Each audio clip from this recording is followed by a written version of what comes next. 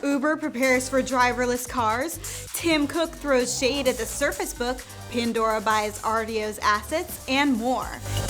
It's Monday, November 16th, and this is Crunch Report. I'm Katie Roof, in for Sarah Lane, and it's a big day for internet radio. Pandora and Rdio are combining forces.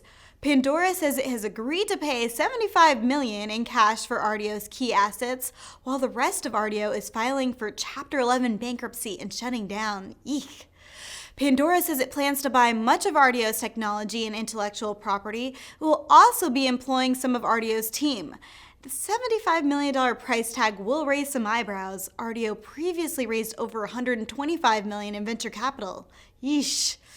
No word on what Pandora plans to do with Rdio's assets, but the company says it hopes to launch an expanded listening service in 2016. A world of driverless cars is just a few years away, and Uber has been vocal about embracing them.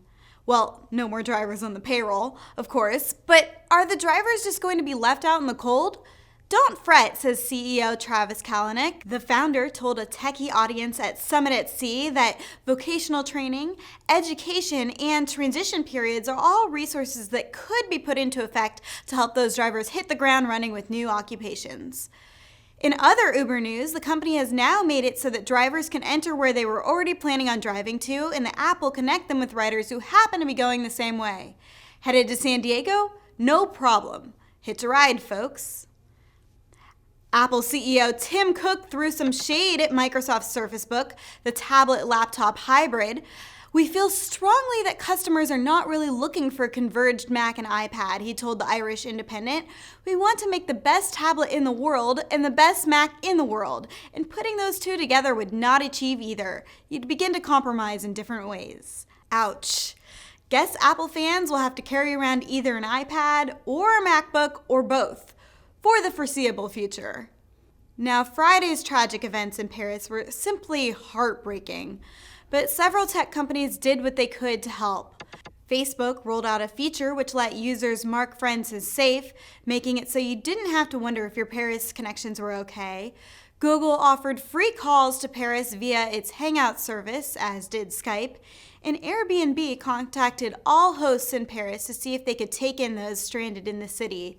Uber also turned off surge pricing, despite some initial reports that indicated otherwise. While we can only hope that there won't be a similar situation anytime soon, Facebook has voiced a commitment to rolling out its safety checks for other global disasters. J'adore Paris. Not a fan of Twitter hearts? No problem. The social media service, which recently replaced its favorite stars with hearts, appears to be testing out a range of emojis. From a surprised face to a party horn, select Twitter users have been given multiple emojis to show that precise emotion you're feeling when you're responding to tweets. Because really, we don't heart everything. When asked for comment, Twitter responded with the emoji of a monkey covering its mouth.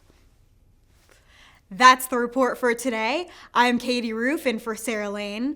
Crunch Report airs every weekday at 7 p.m. Eastern, 4 p.m. Pacific on TechCrunch.com. You can also find us on iTunes and on YouTube. See you tomorrow.